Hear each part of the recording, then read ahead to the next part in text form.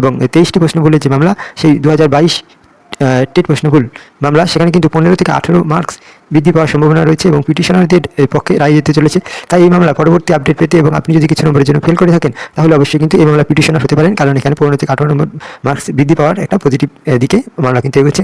এবং এই মামলার যদি আপনি পিটিশনার হতে চান তাহলে কিন্তু কমেন্ট বক্সে আমাদের যে এই মামলার যে আপডেট সেই সম্পর্কিত এবং কমেন্ট ডিসক্রিপশন বক্সে কিন্তু টেট 2022 প্রশ্নগুলো মামলার হোয়াটসঅ্যাপ গ্রুপের লিঙ্ক দেওয়া হলো, সেখানে জয়েন করে আপনারা কিন্তু আপডেট পেতে পারেন। সাথে সাথে এই মামলার কিন্তু এই মুহূর্তে ব্রেকিং নিউজ 2022 এবং 2017 এই দুটো প্রশ্নভুল মামলার বর্তমান কী আপডেট রয়েছে সেটা জানাবো এবং কবে আবার শুনানি হবে, ফাইনাল রিপোর্ট কবে জমা করবে এবং কত নম্বর বাড়বে, সমস্ত বিস্তারিত তথ্য দেখুন 2022 এবং 2017 প্রশ্নভুল মামলার আপডেট।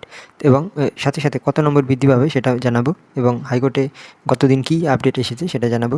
গত ডিসেম্বর মাসে 2017 এবং 2022-এর যে প্রশ্নভুল মামলা, সেই প্রশ্নভুল মামলায় কিন্তু ভুল যে কতগুলো ভুল হয়েছে সেটা কিন্তু যাচাই করার জন্য 8 সপ্তাহ অর্থাৎ 2 মাসের মধ্যে কাজ শেষ করার নির্দেশ দিয়েছিল কলকাতা হাইকোর্ট।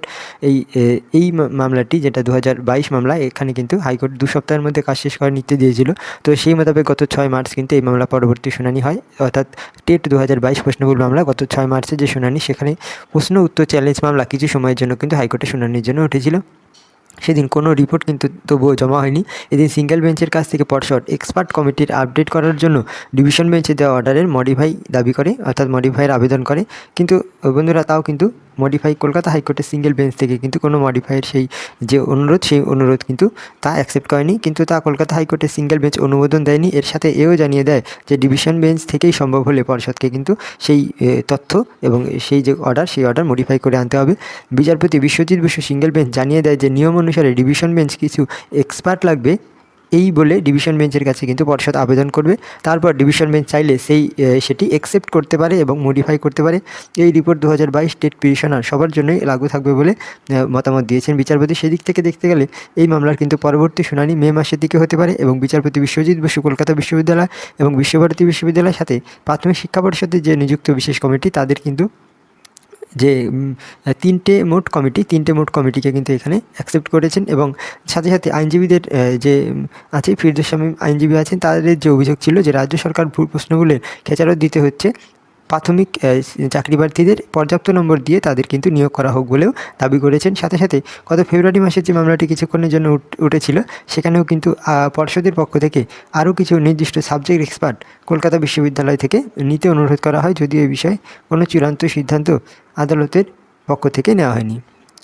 এই মামলাটি খুব পজিটিভ দিকে এগোচ্ছে এবং 23টি প্রশ্ন ভুলের যে মামলা, সেই 2022 টেট প্রশ্ন ভুল মামলা, সেখানে কিন্তু 15 থেকে 18 মার্কস বৃদ্ধি পাওয়ার সম্ভাবনা রয়েছে এবং পিটিশনারদের পক্ষে রায় দিতে চলেছে।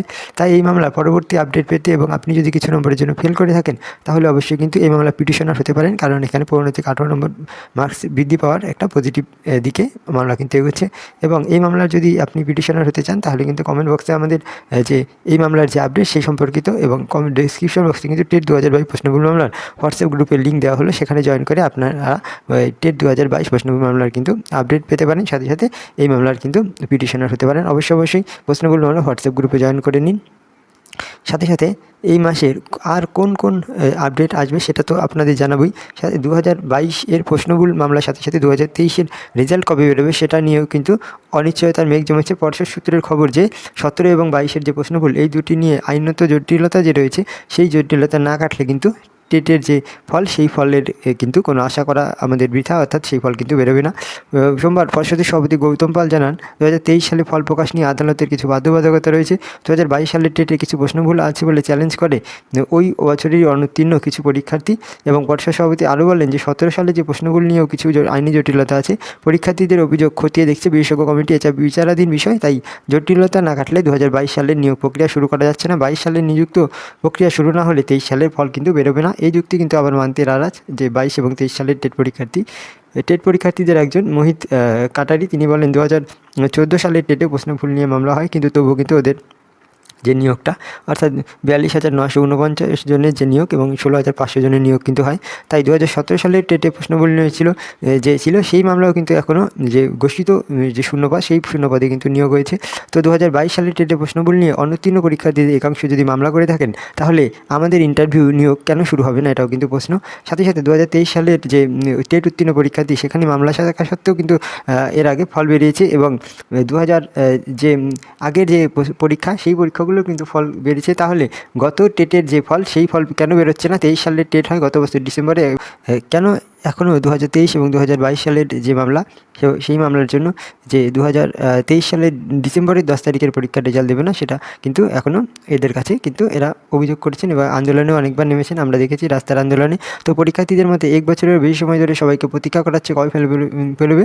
অন্য যে কোনো রাজ্যে ধরুন বিহার বা ইউপি বা অন্য যে কোনো রাজ্য ধরুন পার্শ্ববর্তী রাজ্য ওড়িশা, এখানে কিন্তু তারা প্রতি বছরে নিয়োগ হচ্ছে, তাহলে আমাদের রাজ্যে কিন্তু হবে না কেন? আমরা জেনেছি প্রাথমিক শিক্ষা পর্ষদের যে শিক্ষা দপ্তর, তাদের কাছে প্রাথমিক শিক্ষা পর্ষদ আমাদের জন্য শিক্ষা দপ্তরের কাছে যে শূন্যপদ সেটা কিন্তু দাবি করেছে এবং চেয়েছেন। সাথে সাথে শিক্ষা দপ্তর কিন্তু সেই যে শূন্যপদ সেই শূন্যপদ প্রাথমিক শিক্ষা দপ্তরকে দেয়নি, অর্থাৎ প্রাথমিক শিক্ষা দপ্তর অর্থাৎ পর্ষদ কিন্তু শিক্ষা দপ্তর থেকে কোনো শূন্যপদ পায়নি। ঠিক আছে, এটাই মেন কারণ যে শিক্ষা দপ্তর থেকে কিন্তু কোনো শূন্যপদ পর্ষদ পায়নি, তাই পর্ষদ নিয়োগ করতে পারছে না। এটাও কিন্তু বলেছে। 2025 সালে কিন্তু আরেকবার আন্দোলনে নামতে চলেছেন এই 2022 এবং 2023 পাস যেসব ক্যান্ডিডেট আছে তারা। সাথে সাথে প্রাথমিক টেট 2022 প্রশ্নগুলো মামলা পরবর্তী আপডেট কী আছে তা এবং হাইকোর্টের সিঙ্গেল বেঞ্চ, কলকাতা হাইকোর্টের সিঙ্গেল বেঞ্চ যে কজ লিস্ট সেটা প্রকাশিত হলে জানা যাবে। তার জন্য অবশ্যই আমাদের চ্যানেলে যুক্ত হয়ে থাকুন এবং আমাদের যে হোয়াটসঅ্যাপ গ্রুপ আছে সেই লিঙ্কে আপনারা জয়েন করতে চান যদি আপনি কিছু নম্বরের জন্য ফেল করে থাকেন। ভালো থাকবেন, পরবর্তী ভিডিও নিয়ে খুব শীঘ্রই আসি।